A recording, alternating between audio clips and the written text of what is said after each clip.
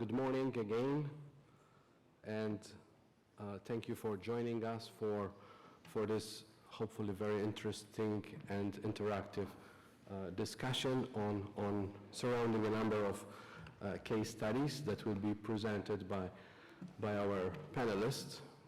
The session has been divided into two parts. So first we will hear from four presenters on 4 case studies, and then we will get also a discussant to make comments, and then before that we will have an introduction by Pedro Neves, and then in the afternoon, after the lunch break, we will have another session with 5 very interesting case studies and also a discussant, and then we will have the chairman of our PPP Business Advisory Board, James Stewart, wrapping up and making some concluding remarks. Before I start and before I present the panel, I wanted to give the floor to Jeffrey Hamilton to give a little bit of an overview of why we are gathering these case studies and how they fit within the UNECE PPP work in terms of the standards, but also the guiding principles. So Jeffrey, if you could please share with us your thoughts. Thank you, Tony. Last night, quite late, probably about 11 o'clock or 12 o'clock, I was working with Tony and Scott Balchak. We were preparing, this is what you do in the UN quite rightly, we're preparing some speaking notes for Mr. Bach, our Executive Secretary, who is attending a meeting today in London. And it was, the subject of the meeting was what next for public-private partnership. So we looked at some drafts, and the draft didn't contain any cases. The draft was very conceptually strong, talked about the SDGs, talked about how PPP needs to be adapted and adjusted for the next round of the Sustainable Development Goals, but it didn't mention any cases. And unless the UN can come up with cases that are clear, well understood, our standards, our guiding principles will be as paper dust that will not be read, consumed, or implemented upon. So the challenge really is to undertake people first. And Pedro Neves is taking this forward. It's a huge task. I spoke with him yesterday, he told me our attempts to get 500 people first public-private partnerships are well underway, but we need your support. We need you to support us because it's still not enough. We're so happy that you have made an effort to join us on this platform and to take the UN agenda seriously. This is so important work because unless we can get these cases that are easily understood, that show the value of taking PPP from being a financial instrument for value for money into this broader social environmental agenda with real examples, we will be sowing our seeds very badly. We need your case studies. We have the guiding principles, we have the standards, and we must get cases. So that's all I'm saying. I just wish to commend the work, and please, you have our full encouragement for going forward. Thank you, Jeffrey, for those introductory remarks. And now I wanted to start with Pedro, and I kindly ask him to give us an overall introduction of about 10 minutes. Pedro has been the brain behind collecting these case studies, so from the Secretariat's perspective, I wanted to thank him for the terrific effort that he have been putting the last couple of months, but also this is his second experience collecting these case studies because he also did it so well last year. So Pedro, please, why don't you give us your introductory remarks? Thank you. Thank you, Jeffrey. Thank you, Tony. Thank you, UNECE, and thank you, City University. I'm going to, just before handing over to the case studies, and case studies is a bottom-up approach. So I'm an engineer myself, and so PPPs is about making things on the ground, and that's what we are going to talk about, is making things on the ground. Not a top-down, but a bottom-up approach. 5 points that I want to share with you first. Sustainable development, and for me that I've been in love with sustainable development for very many years. We have to always have in mind that sustainable development is about ethics, environment, and economics, and we like to say that it's about people, planet, and profit.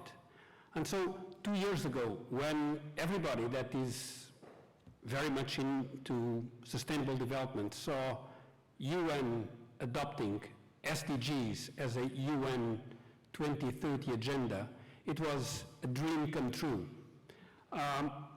193 countries, member states, approved the UN SDGs. And so sustainable development is today the new Bible. And the good thing about the sustainable development is that it's religious, race, gender, and development status agnostic. So we can apply SDGs to all countries, unlike the MDGs, and this is a big difference. Then the second point is about people first.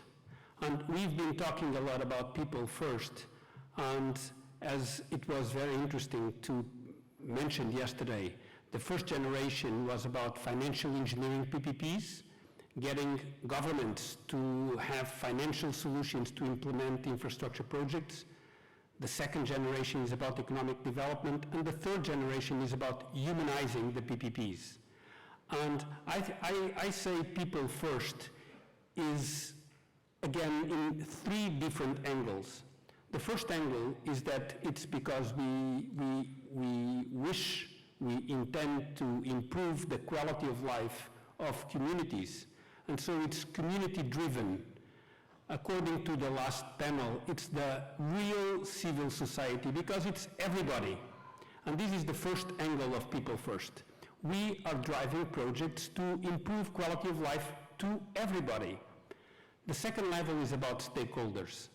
The second level is to go beyond the contractor, the banker, and the developer, and to have the stakeholders, to have the universities, to have the unions, to have the ecologists.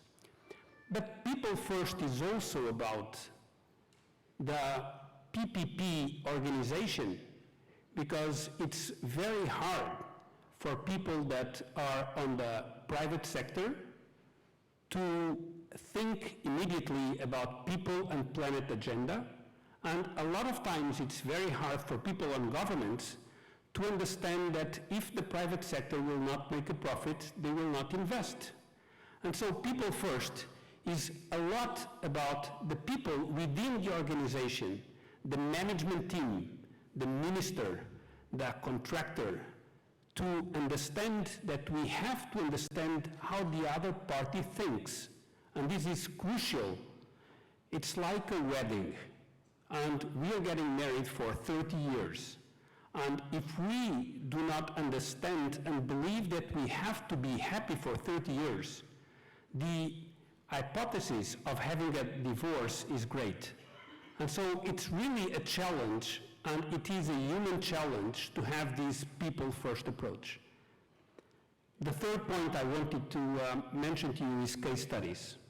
And the first time I went to Harvard Business School, I was impressed because everything we learn is from case studies. I thought we were going to have professors explaining us things, and then we were going to be tested. But no, the only thing was about case studies. And we only had to discuss case studies. And actually, this is what we're trying to do here. It's very important that we understand the standards, it's very important that we understand the guiding principles, but these people here are the people from the ground, are the people that make PPPs go live on the field. And if we do not have people that are implementing PPPs on the field, telling us what PPP is about, then it becomes theoretical. And so the main point about the case studies is to bring real, not perfect, because it is impossible to have perfect PPPs. There are no perfect projects and there are no perfect PPPs.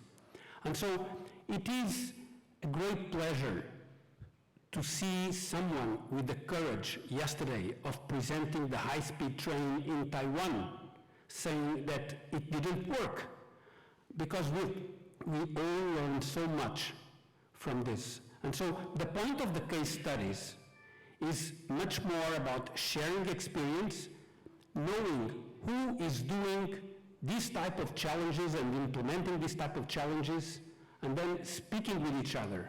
And we believe that by doing this, we will be able to enhance and implement SDGs much further. According to the case studies, it's also very important that we consider the evaluation methodology of the case studies. And UNECE and Jeffrey just mentioned the 5 criteria. And again, we have to have the 5 criteria in our mind almost immediately. And although it's not immediate, the link to the SDGs, when we think it over, it becomes very obvious. The first criteria is about access. So what type of public service are we improving? Why are the communities improving their quality of life? So access to service. The second criteria is about long-term approach, is about life cycle approach, is about resilience. Are we only producing an asset that is going to be a bridge, or is this bridge going to have a lot of people and improve mobility solutions? The third point, the third criteria, will be about economic and financial sustainability. So knowing where the finance is coming from, but knowing at the same time where the funding is coming from. So not only we have to raise money, but we have to pay back. And this is very important. We have to pay back the investment that was made. The fourth point will be about being replicable and being able to scale up. So we want projects that can be enlarged and used in other places, and we want the project to be a seed and to grow within the region. And the fifth is about stakeholders. So again, it's about involving everybody. And these 5 criteria are the 5 criteria that we have asked each presenter to explain us about their own case studies. The last point I want to do, and following what Jeffrey and Tony mentioned, is inviting everybody to come and present case studies to us. Today, one of the incredible case studies is being presented by Toyo University. And Toyo University, as you will see, is already implementing the project on the ground. So professors went to the field, and professors are now implementing PPPs. This is amazing. We are presenting a case study on Iberdrola on a refugee camp. Again, we are going beyond the lines. Unfortunately, we do not have with us today here, but I will represent them, a small municipality, a city of 50,000 people that have created a PPP for an incubator for micro companies. And so the point of this mayor is to create jobs in these very small. And so what we're looking for is for case studies that really have a different story on how we have implemented quality of life. Today we have Toyo University. Today we have Jesse from Nickel. Today we have Tsinghua University. Today, I don't know if the people from Manchester University, they're here, the team. I would like you guys to stand up, if you don't mind, because these guys from Manchester Business School, they came from Manchester here because they're learning how to implement case studies. And we hope, as promised, Let's see how we can grow and create this relationship with Manchester University and bring academia further. And so the last one is for City University. We would also very much like to have City University involved on this process, because we truly believe that to implement SDGs, the best way to do it is to have the new generation adopting the SDGs. And this happens on universities. And so please, City University, join us with Toyo, join us with Tsinghua, join us with Manchester, and bring us case studies, and all other universities here represented, directly or indirectly. Please join us. We look for case studies.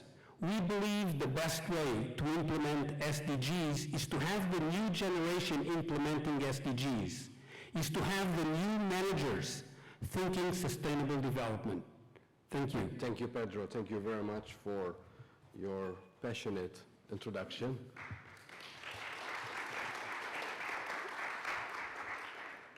And also, I would like to extend perhaps an invitation that goes beyond universities. We need this case study material from everyone, anyone. And what we kindly ask you is to get in touch with us and also to present it in the format that you have in this compendium of case studies, which I'm sure that you picked up from outside the room, which contains the 10 case studies that are going to be presented, sadly 4 of them now, and then another 5 in the afternoon plenary session. And as you could see from the material, they are presented along the 5 criteria that Pedro has described, and this is the only requirement, that you kindly submit your case studies in line with this template, so that it will be easier for us eventually to make an evaluation.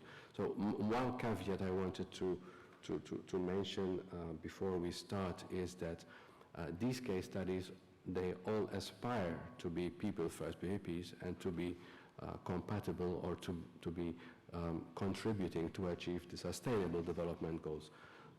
They have not yet been evaluated, so we are presenting them on the assumption that the proponents of these case studies have done their homework, and we are not, as UN, endorsing them as SDG compliant. So I wanted to make that point very early in our discussion. So with that, I wanted to start with the case studies. So the first case studies we had was from Chile. Sadly, Jorge couldn't be with us. He had a small incident at the airport when he was coming. He had his essentially passport stolen, so of course he couldn't fly. And sadly, he will not be with us, but I have asked the discussant, Tatiana, to please include this case study also in her analysis as a discussant. So I will go immediately to Miguel, and Miguel is going to be presenting us a case studies from Egypt. Miguel, you have 10 minutes, please. Thank you, Tony. Thank you, City University of Hong Kong. Well, speaking after Pedro is always a challenge because he's so passionate. But I'm going to talk about the PPP related to the wastewater treatment plant in New Cairo, Egypt. As Tony aware us that he has some snipers around the room, and we have to do it in 10 minutes. I will go straight ahead, but if you want more information, besides the document that Tony provides you, show you, we have also the full case study in the reception, so you can get some copies there. Okay, as you may know, Egypt was one of the Arabic countries that suffered the Spring Revolution at the beginning of this decade. And that means that this project, the bidding process, started in December 2009 with President Mubarak, and the treatment plant started operating in July 2015 with President Al-Sisi. That means that the building process occurred in the middle of a social revolution and with 4 presidents. The good thing is that this reality didn't affect the project. At the end, the project just had 10% of overhead cost and 2 months of delay. I think that with these figures, you can see that this is a good project. It was a successful project, taking into account all the environment. And I will come back later to this to explain how they succeed. First, I would like to explain you why they decide to do this wastewater treatment plan and why they decide to choose a PPP. As you may know, drinking water shortage is an issue in Egypt. This issue is even higher due to the fact that the wastewater treatment infrastructures that already exist in Egypt didn't serve water that had enough quality to be reused for irrigation purpose. That means that they need to use fresh water to irrigate agriculture and urban areas, putting more pressure in other drinking water supply. So the government of Egypt decided to make a new wastewater treatment plant to serve over 1 million residents in the southwest of Cairo. At that moment, the government didn't have the economic resources, enough economic resources to do the investment, so they decided to use a PPP to build the treatment plant. Never before in Egypt there was a PPP that succeeded. This was the first one. So they did the project, and the results of this treatment plan were very clear. The first ones were that with the treated water, they could finally reuse it for irrigation purpose, so saving fresh water for human purposes.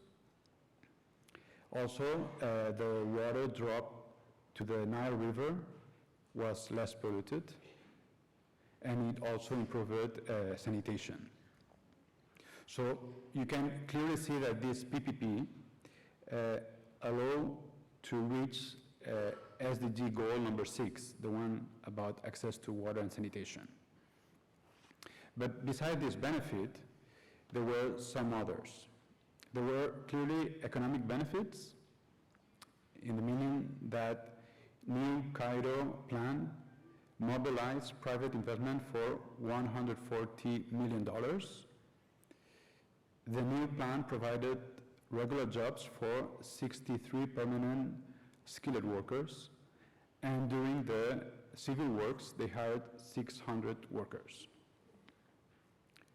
But I will say that the more important benefit of this project is that the knowledge that the public authorities got from this experience.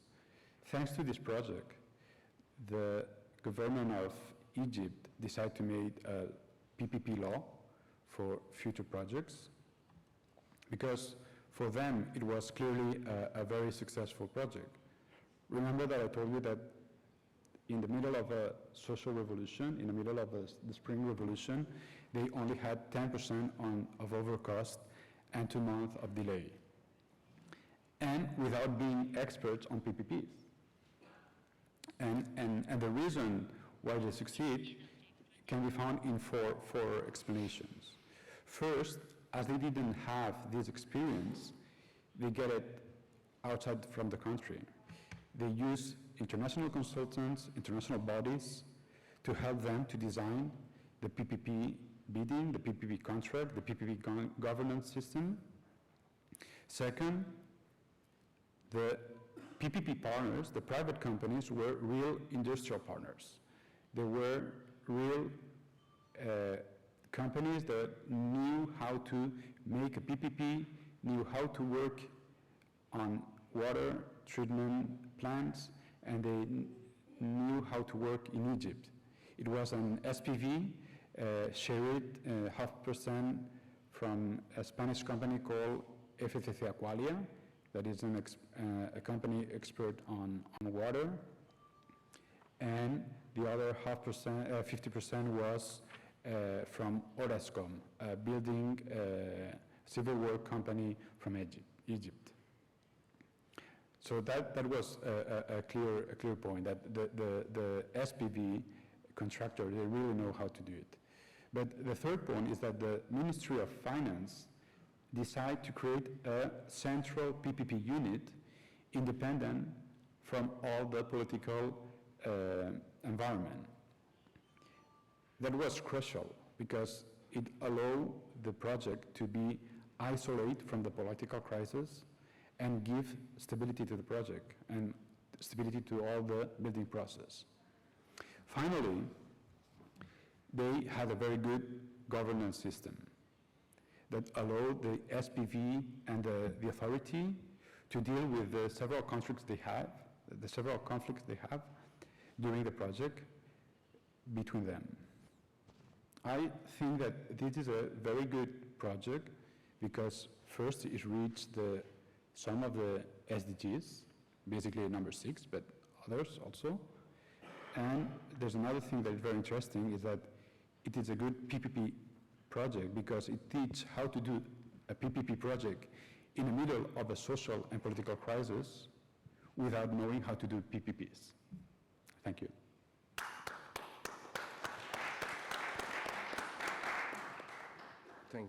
Thank you, Miguel. I will not comment on each case study because I would like to give Tatiana carte blanche to be able to comment on that. So let me immediately move on to the next case, which is one of two being presented by our friends from Shenzhen Metro. And it's a pleasure to have Zhao with us today, and the first project is in Addis Ababa in Ethiopia. So Zhao, please, if you could give us your presentation on this project. Thank you. 好，很高兴跟大家分享一下我们深圳在非洲Ethiopia's the project in Addis Ababa. China is not the first time doing railway in Africa. It was already as early as in the 60s. We have also on the other railway, but that was only on the infrastructure project.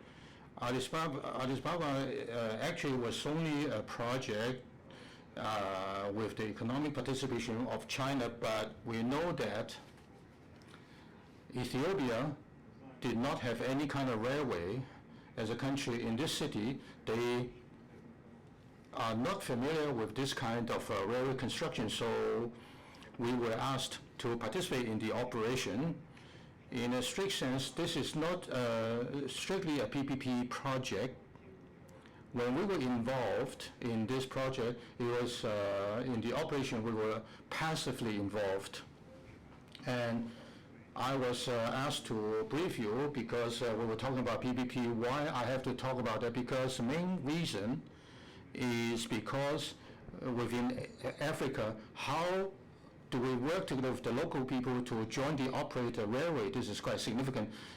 After this project, other than signing the PPP with Vietnam and also in Egypt, Nigeria, we are also negotiating some of the PPP projects, and this is also quite inspirational, which also matching the state's long-term development target of the One Belt, One Road initiative. This project, as an operator from Shenzhen MTR to become the future, a tri-party project. The Chinese government is providing the loan.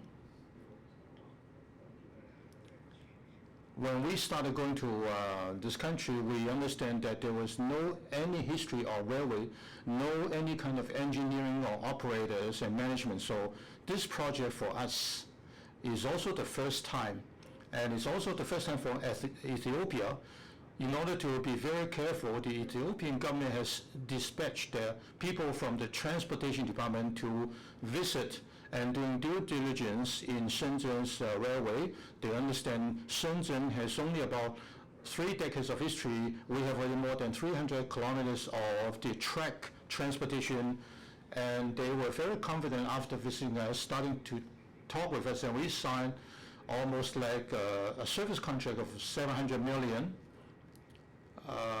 It was approximately 41 months of service. The very difficult part of this contract is that how to let you, having no any kind of foundation or railway transportation operation and management, to have a good management, enabling the residents in this city riding from the mules to be converted into a kind of collective public transportation. Not only for the government's training, but at the same time, training for the local residents. This is a very tough job for us. We know that currently in China, in terms of the capital, in terms of the equipment, in terms of the talents, we have a certain kind of advantage. So during this process, after almost like 6 months negotiation, we have ironed out all the details. Addis Ababa, in the future, having this company, we have already sent almost like 300 people to Shenzhen in each of the positions to have them trained. And during this period, we have offered to the track transportation company in Ethiopia almost like 2 million words of manuscript handbooks, including on the track transportation, internal management, corporate management. I don't know if you've ever visited this capital of Ethiopia, including the citizens, in terms of the time, they are not so clear about the time mentality. And for the track transportation, now that we have the track transportation, many of the sections of the routes are not having exclusive right of road. Pedestrians or sheep and cows are crossing over the track. So we were also very skeptical in having a very successful management. It so happened that after they were trained, coming to the site, in particular helping them to build up a system, starting from the state to the city to the citizen, to have a system built up. Now that the operation is quite satisfied, altogether it's about 75 kilometers in terms of the length of the road. In average, the daily transportation is approximately 100,000 people. We're talking about the maximum is about 185,000 people per day. Now we are talking about 160 million local money's income for the fares. Naturally, we are also expanding the fare income just because that the railway transportation operation is so different that on the operator, it has to have connections with the society, for example, on the powerhouse or on the sewage, because once it rains, it is all flooded with the tracks, with also the drunk the stations. They wouldn't stand up, and we have to turn around. We have to clear the cars, and they just stay inside the cars. So having this kind of thing to turn around everything, which is quite different in terms of the investment or financial aid, but you have to really work together with a people first, with the local people, to understand how technology and management are beneficial for the local people. We're not using child labor. We're not using, we have to let the pregnant women to take a rest. We have to not to destroy the surrounding environment. Safety first, always not crossing the tracks. These are to be written down, let the people understand, to be executed, and this is the difficult part. So whether it's a one belt, one road, whether it's a kind of a public PPP's operation, I feel that This is the main significance of the project, and up to now, it is quite successful, even for the television or the state leaders or EU. We have already more than 40 visits to the local citizens. They regarded this kind of public transportation are very interested. I have really never thought about in a country like that they are very quickly to be educated with queuing up and to line up to take the train and buying the tickets. That gives me a lot of the confidence. One example is that in our operation contract, it was the first, we have the earliest train starting at 6 a.m. and 10 p.m. in the evening. But in this city, there was nobody at all in 6 p.m. because nobody, and there was no power and people are all gone. We insisted that the train will run until 10 p.m. At the very beginning, there wasn't any kind of passenger, then accumulated. Now, up to 10 p.m., the last train, we still have a lot of riders, changing the whole city's living and also the commuting behavior so that the life for them is much better. And our staff are currently getting used to the African friends to jointly operate a business. In addition, at Isbaba, a city have already accepted our way of work, the tempo, and based on our standards to operate the system. So in the very near future, they will absolutely accept the whole operation system. The contract is only 41 months and it will be ended, but I believe that the cooperation will continue. And this is my presentation. Thank you very much. Thank you very much, Penguin, for this presentation. And now I wanted to move on to the next presenter for a case study in Morocco. And I would like to give the floor to Thibault to give us his case study. Thank you, Tony. So I mentioned a few words about new solar power projects in Morocco, and I'll try to follow the criteria developed by Pedro. So the first is access. So we are talking of a solar power plant major project. It's really a groundbreaking, transformational project. The idea is to move to up to 40% of the energy mixed in Morocco in renewable, and within this renewable part, solar will account for 1/3. At the moment you have a lot of hydro, you have already some wind power, but solar is being developed mainly through this newer program, and it will, when it will be completed, it will be about 500 megawatts for new only. The whole solar component of the plant being up to 2 gigawatt capacity. So we are really talking of ambitious transformational figures. Access for everyone.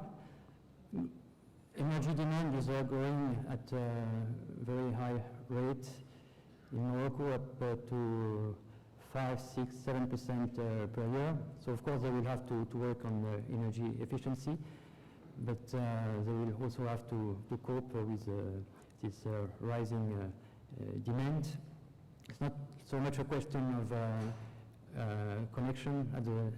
At the moment, 97% of the population has access to electricity, but the economy is growing and the population is growing, so they will have to, they will consume more and more.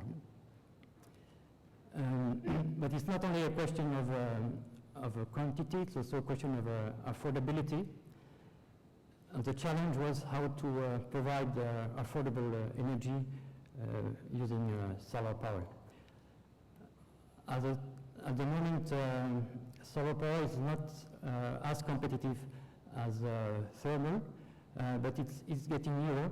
And through these large-scale projects, the costs are declining, and there is hope that the need for subsidy will diminish with the time. However, Morocco did insist on this cost aspect. There were first a lot of insistence in organizing very competitive tender, so they tried to attract the biggest actors globally to invest in the project, and the process was highly successful in that regard, and a lot of competition between the bidders. And the end result was a tariff of 15 cent US dollar cent per kilowatt hour, which is one of the best in the world at the moment.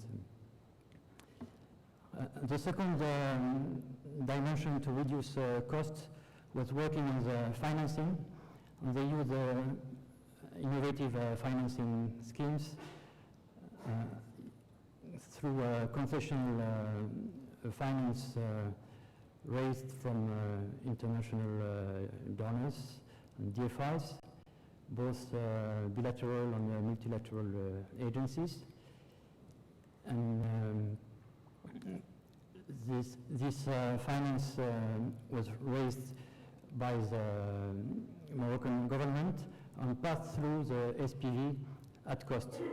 So the SPV could take advantage of low-cost finance, and at the same time had to bear full responsibility for both equity and debt.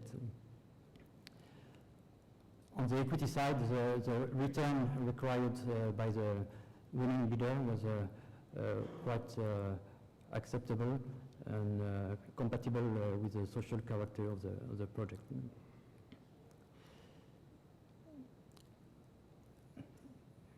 On the sustainability side, the component,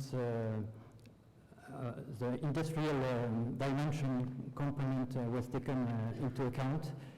The winning bidder had to subcontract 35% of the project to local companies, mainly SMEs. So the idea was to start to develop industrial sector, solar power industry in Morocco, to transfer the know-how and with a long-term view to be able to duplicate the project and to export to other countries, so that Morocco becomes a leader in the field. The sustainability issue was also taken into account at the local level. The site was selected obviously for climatologic reasons. It's located in the south of Morocco, near Ouarzazate in the desert, so a lot of sun exposure, and also very sparsely populated area. So the project had little impact on the negative impact on the local population. One of the problems usually with renewable energy is that the local population do not benefit so much. But in this project, it was particularly taken care of because, of course, they built connecting roads and local infrastructure to support the population, but also a lot of jobs were allocated to the unemployed youth and local women, and they gained training to sustain the local industry. And also they built a research and development center just in the same idea to develop the industry.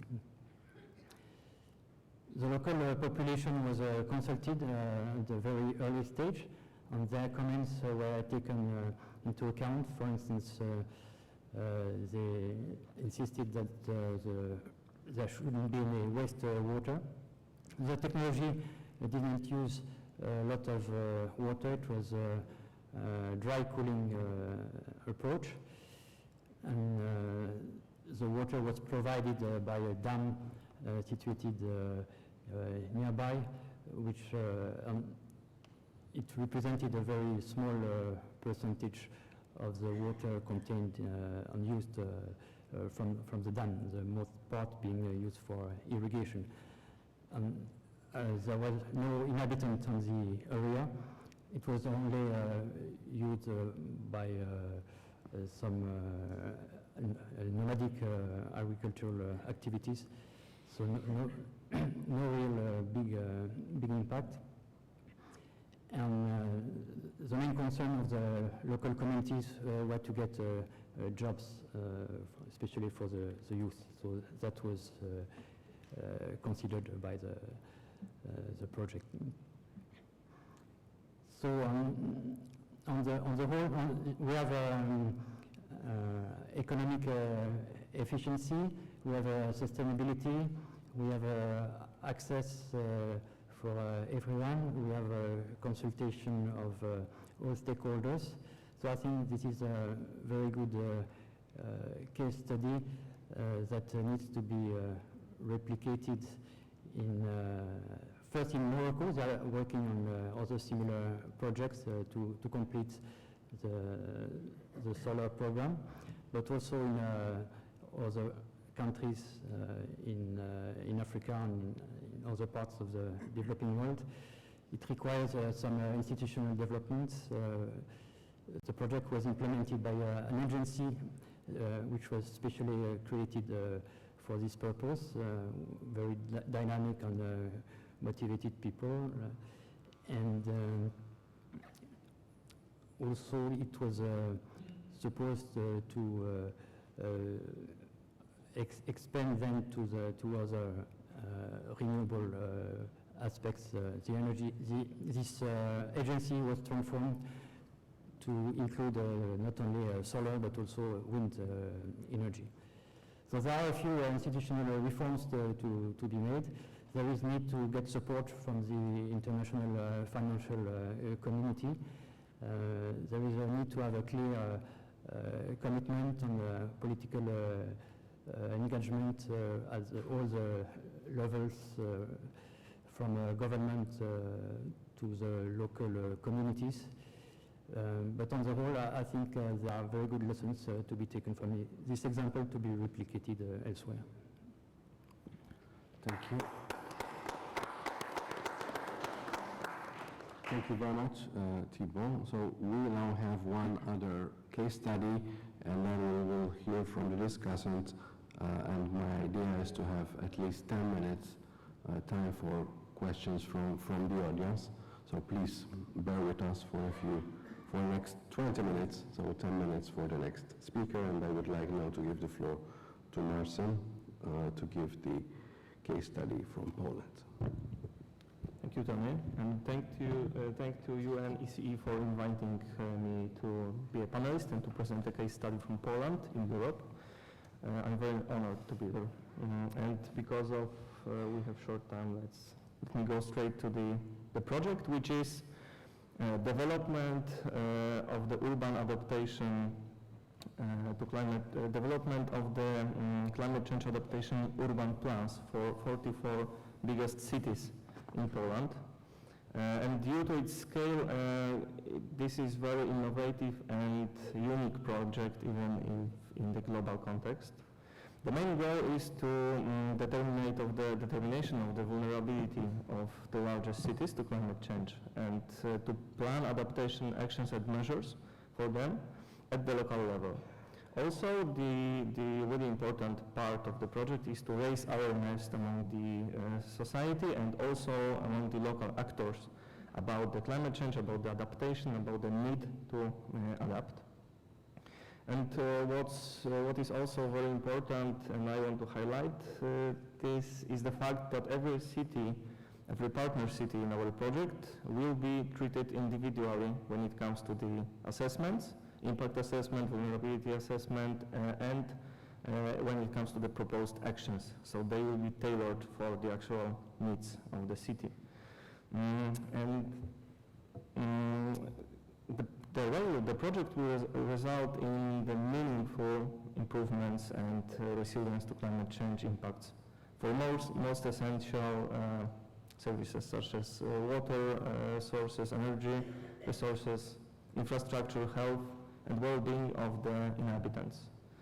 And implementation of the documents, implementation of the plans, the strategies will change the everyday life of the citizens. For instance, the modernized flood protection systems, the water management systems, rainwater management, green and blue infrastructure, ecosystem-based solution, or the development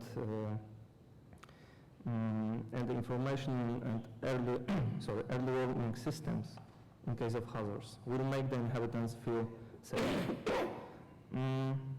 And of course, the effects of this project will be accessible to all without any restriction. Urban adaptation plans will be developed for every citizen and will be visible and usable for everyone. And as I mentioned, also to secure the society understanding of our work, we planned a large-scale information campaign. Education campaign is planned. It's aimed at raising awareness about the climate change and the need to adapt. The project itself is the first step, and it's starting point for implementing adaptation measures in Poland. And it's a starting point to strengthen the resistance and adaptation to climate change conditions we observe and which are predicted. And the result of the project, the actual measures which will be implemented, will help city to cope with the climate change and its negative effects. In addition to measures, we are going to find out and try to work on the financial mechanisms and sources for the proposed measures. When it comes to the economic and financial effects, it's difficult when it comes to this project because it's non-investment and non-refundable project. It's about the documents development, but it's funded by the EU funds. With 85% of the budget is from the EU, and 15% is from the national funds. And to actually highlight why the project is needed in Poland, I can tell you about the costs and predicted costs when it comes to the extreme weather events. It is predicted to be almost 90 billions of PLN. It's about 15, I guess, billion euros in the perspective of 2020, and 120 billion zlotys in perspective of 20 to 30. And huge percent of these costs are related to floods. So the implementation of our plans, which will be focused also on the rainwater and floods and water management, will avoid losses, and it will certainly pay off. And also I want to mention about the calculations from the EU Commission.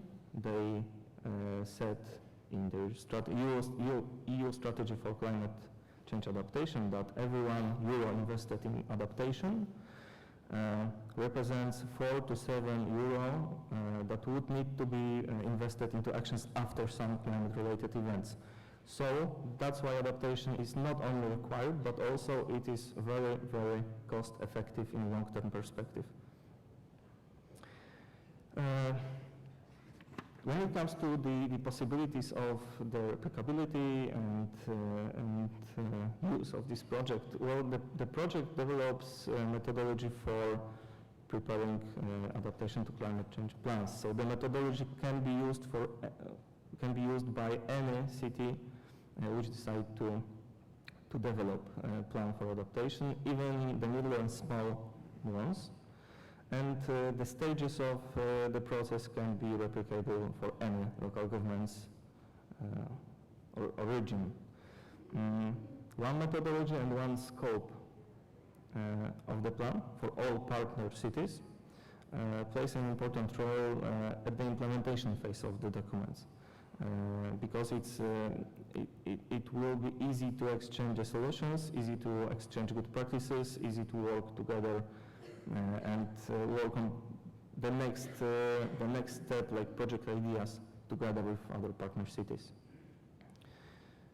It's very important, if we work with the one methodology, the project can be evaluated easily in the future, and to find out which city goes the best, which plans are not effective, which strategies we have to evaluate, and then the adaptation is a circle, right? You do evaluation and then work on the next document. The project itself engages all actors on different levels, such as central governments, regional governments, local governments, academia, institutes, experts, and so on and so on. In every city we have the urban team, which gathers the multi-sectoral experts and policy officers to work with the contractor on a specific urban adaptation plan. And what's also very important, they work with the contractor at every level of the preparation of the document. So they not only accept the document, but they actually work with the contractor on the vulnerability assessment, impact assessment, and, for example, measures and so on. When it comes to the private sector, I'm pretty sure that in future, when it comes to the implementation of the actions, the private sector will be involved to the project.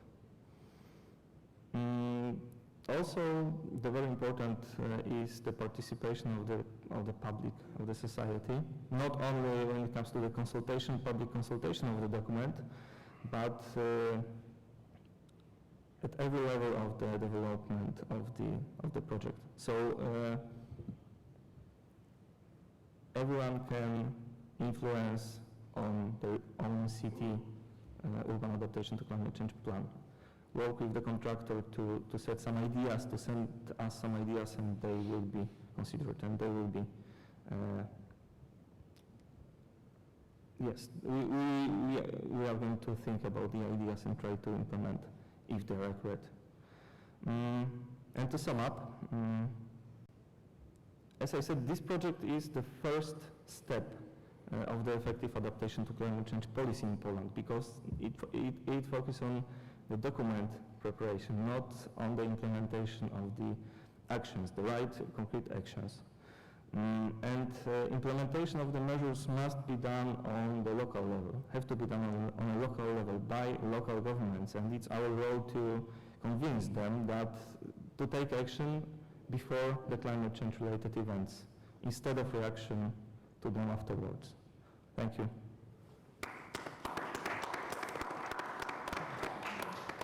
Thank you, Marcin. I now ask Tatiana Bessarab to please give her comments on the 5 case studies, the 4 that we heard this morning and the one that is in the case study material from Chile. Thank you, Tony and Jeffrey, for inviting me to this as a discussant in this exciting session, and thank you for City University of Hong Kong being wonderful hosts. It's really, we had these presentations of all these cases, and we can clearly see how nice structured and nicely thought out and economic effective projects could be also contributed and be defined as people first PPPs, meeting the particular SDGs and meeting the particular criteria that Pedro described before.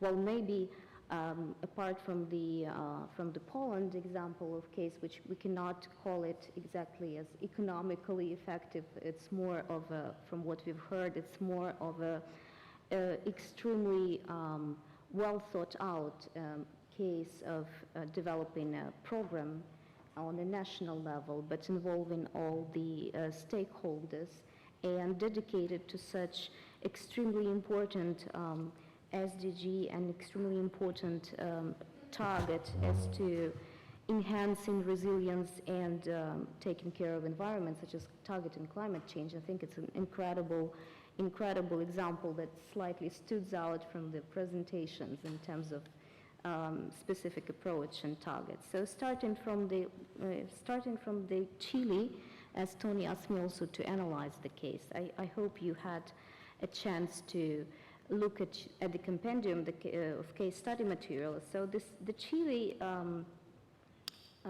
Chile project concerned the hospitable infrastructure PPP program in the two main populated municipalities in Santiago. And I think this project showcases how, while demonstrating once again success of project in terms of economic effectiveness clearly, and which brings us to possibility of replicability of this project in South America and other countries.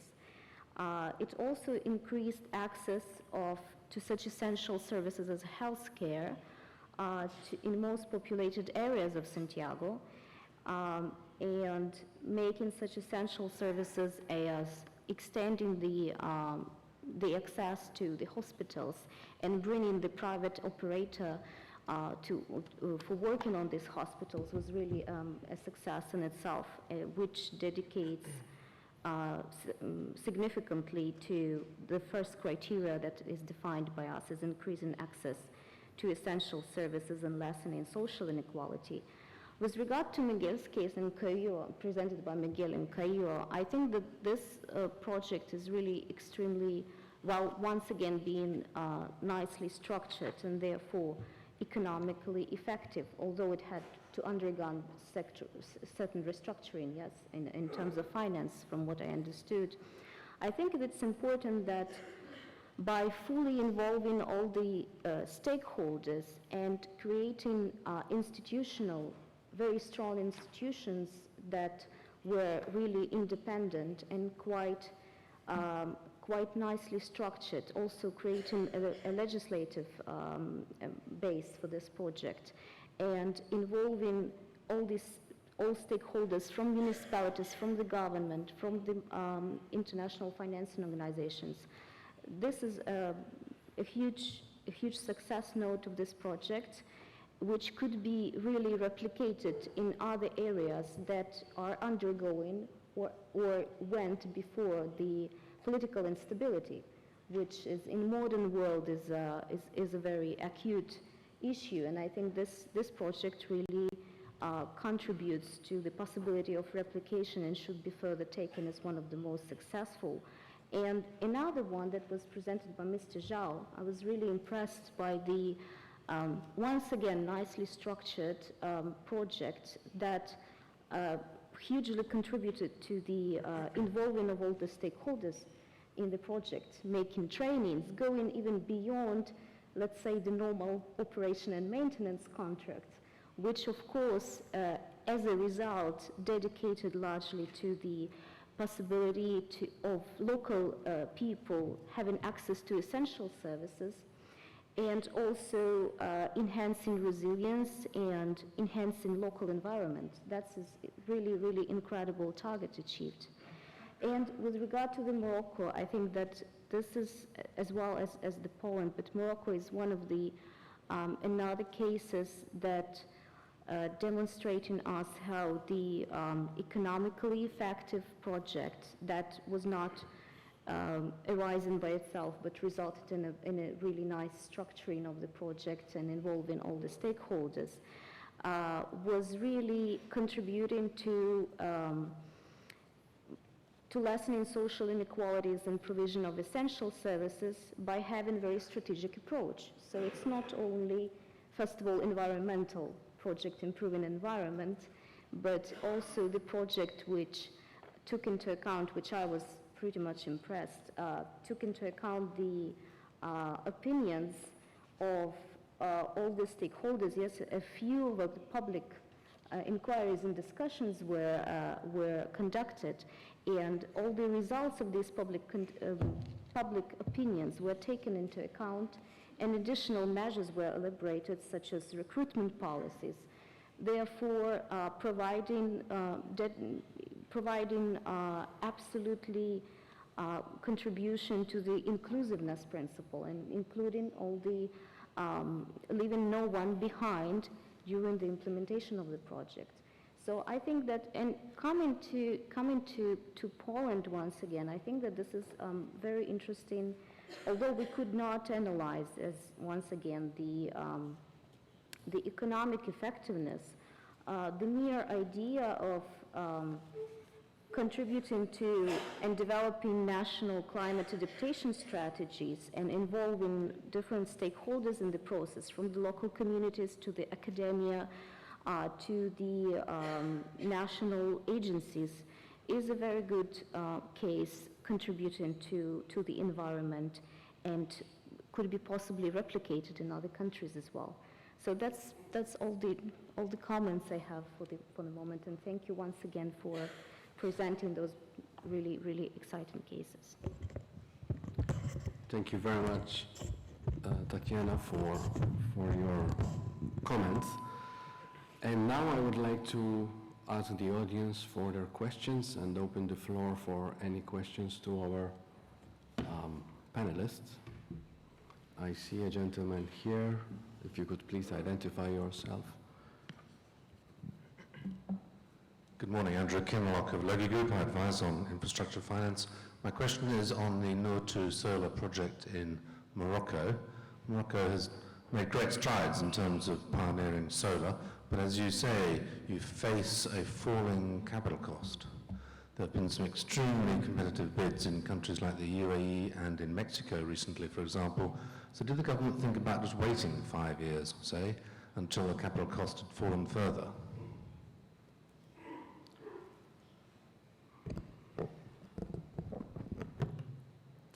Well, actually, the program is divided into several steps. So they started with a first project, and then when they implemented the second project, they realized that the cost was already down.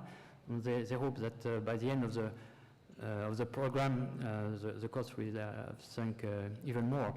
But at the same time, the project was envisioned as in a global strategy to, in cooperation with DFI, to work on increasing the global capacity in CSP, so that it would help all other countries to benefit from the decreasing costs. So that was also a factor which supported the DFI decision to invest in the project. But you're right, you never know when is the right moment to invest, and you can wait and you face the risk of doing nothing. So at some moment you have to take decision. Any other questions from the audience? Yes. If someone could please give a microphone to...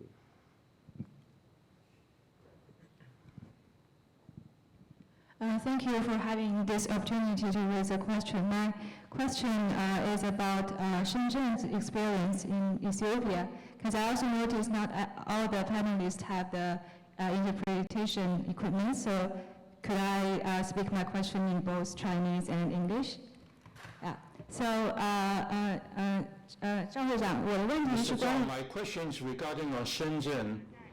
In the Ethiopia's operation experience, I understand here in China, on the track transportation, to start with, we have also other countries' operators, including foreign operators coming to China, sharing their experience, their overseas experience, based on this Belt and Road initiative and also on the strategy. We are also exporting our experience to all the other world. So based on this, Ethiopia, or more widely on the external operation export, what kind of competitiveness for the Chinese operator when having this kind of export decision, what are the risks that we should consider? Let me translate my question. About, because there are a lot of experienced operators came to China before as well. And now China starts to export its experience to the other countries. So what is the unique advantages of Chinese operators in other countries? And also, what kind of risks should Chinese operators think about when they make the decision to go abroad and have the operation in other countries? Thank you.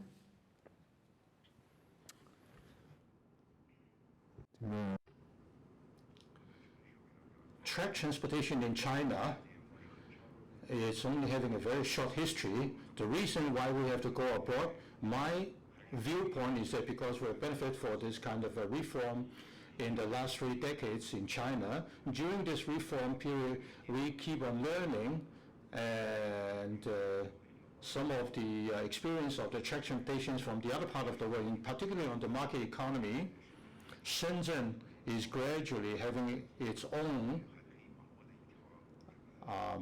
role or direction. As I said earlier, the Ethiopia project we didn't initiate it, but they were looking for our help. The advantage that we have, as I said earlier, that with the 30 years of capital, we are quite affluent, and in terms of the talent pool, the team has a very young engineering to be involved in this industry. And thirdly, our equipment and manufacturing capacity, in terms of the equipment, it is a series, the whole, starting from planning, designing stage, from all the way to manufacturing. The whole system is able to be manufactured. So in the future, our other projects will be a complete PPT. The difficulty is that in terms of the marketization or the internationalization, we're not so familiar currently. We are still working together with those foreign companies in PPP in China. We're working together and learning from them, or we can jointly to looking for markets all over the world. Thank you. Any other questions? So I see a gentleman up there.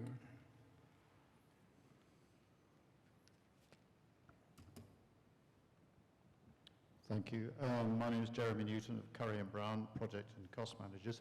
I've got a question for the gentleman from Poland. I'm fascinated by that project. It's obviously early days, but I just wondered, and it's a bit of an unfair question for you, if you can answer on behalf of the European Union, how, and you mentioned in the case study about its scalability and replicability, do you know if there is any policy in the European Union for your project to be rolled out across other countries within the Union?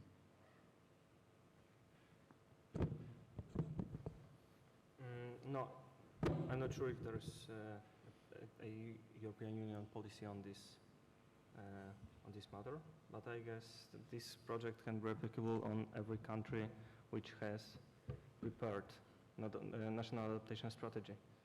Because the cities and urban areas is at the moment one of the most sensitive areas in Europe, and it's one of the priorities in Europe. Okay. Any other questions from the audience? Yes, I believe that's Licia.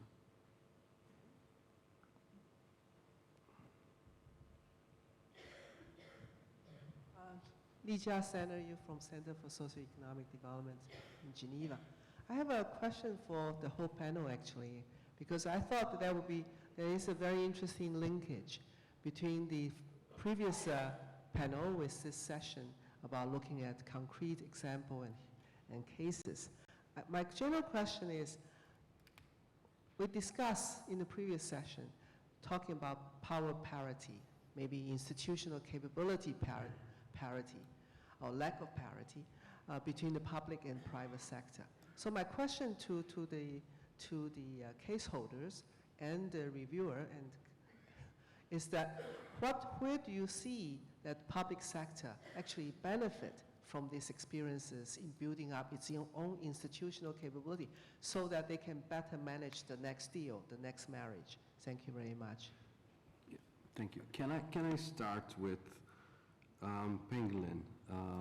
Maybe if you could start a little bit answering this question, because I believe that you made a lot of emphasis on training and how many people were trained so that there is, capacity building and capability building within the local managers to take over the operation of the project.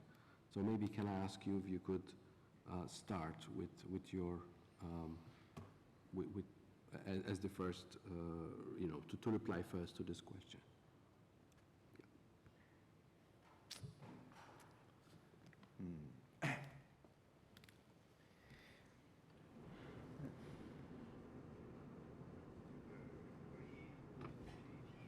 And for the PPP I still have another project talking in the afternoon about how Shenzhen is doing for the PPP. It's a special session for me in the afternoon. But we do have a lot of way of doing constructions and also investment. For the PPP, I believe that this is a very high-end, it takes a lot of wisdom and a lot of social or public wisdom to combine together there is nothing that we can do alone. There's another one that the government engineers more or less are related to what we call the licensed projects or special operations, and the sensitivity of this project is due to most likely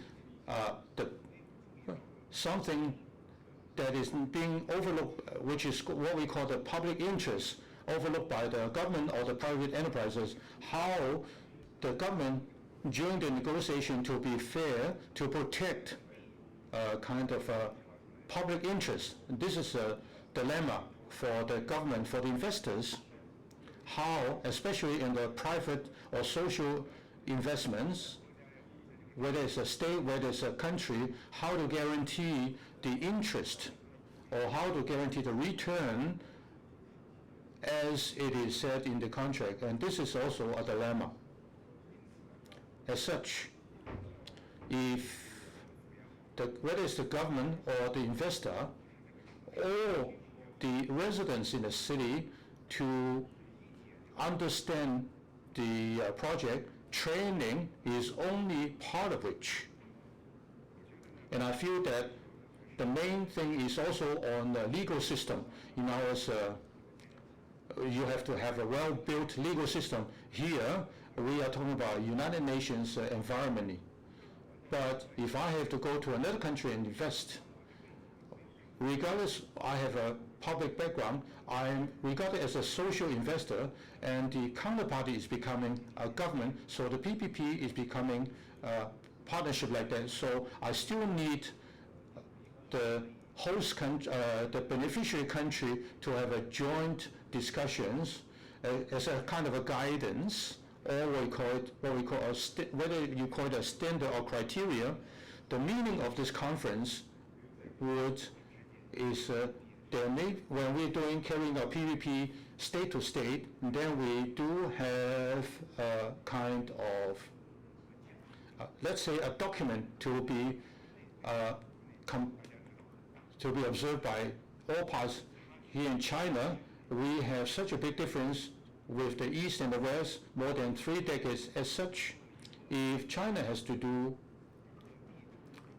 a kind of standard criteria or guidance, recognized by all provinces. It is so difficult not to say such a big world, so many different kind of systems and different kind of economic development stages, different ethnics and religions. So I feel that United Nations, or even for ECE for this work, for us, trying to assist some of the social capital into the public investments environment is quite significant. So whether it's IFED or in Nigeria or Ethiopia, in each of the cities, not to say China, but we have made a lot of contacts with these countries and cities, and they all feel that you have to observe the local practice and regulations. Whether this is a universal significance, you have to be guaranteed for the investors' interest, for the local people's interest. So even for local government or state governments unable to be understood totally, so we have to set up some kind of a mutually respect and observed document. Thank you very much. Thank you. Tanya, you wanted to, and Miguel then, and then perhaps we can. Thank you, Lucia, for this question. I think that these cases, particularly the case of Cairo and Morocco, demonstrate how the PPP projects, or projects delivered through PPPs, could be successful and obviously could also contribute to SDGs only in the case when the public authorities, the public sector is flexible enough to change the institutional or set up the institutional environment, including the cooperation between different stakeholders on the public side, and also change legal regulations or maybe implement new ones. This is essential and crucial for structuring, starting, and implementing of the project. So thank you for your question. Miguel, you wanted to also. Yes. Well, I think that the link between the case studies that we had now and the previous session is the lesson that we learn for public governments. I think that the lesson is that we really need PPPs to improve the quality of life of citizens. The thing is that public authorities have, at least in almost everywhere in the world, have very big constraints, economic constraints. And since the 2008 economic crisis, these ones are even more. But it's not just a problem of economic resources. It's also a problem that public authorities normally lack of capacity of improving innovation, of improving to include new knowledge in their process. And that's not because they don't want to include it. That's because public servants, the contract of public servants, do not stimulate them to innovate and to prove knowledge. And so, and that's like that. And I'm not criticizing it. I'm just giving the facts. So the thing is that you need public authorities, need private firms, need private companies to improve delivering public services and then to improve the quality of life of citizens. So that's why we really need these case studies, we need these guidelines, these standards to improve PPPs, to put people first. Tony, just Alicia, I think the question is very pertinent, and let me tell you, my life has been creating SPVs with governments, both on the government side and on the private sector side. The best way to transfer knowledge is hands-on. So it's to involve the public servants in every country directly in the management of the project. In my opinion, that's the only way and the best way to transfer knowledge to the countries and the public servants. Otherwise, it's too theoretical.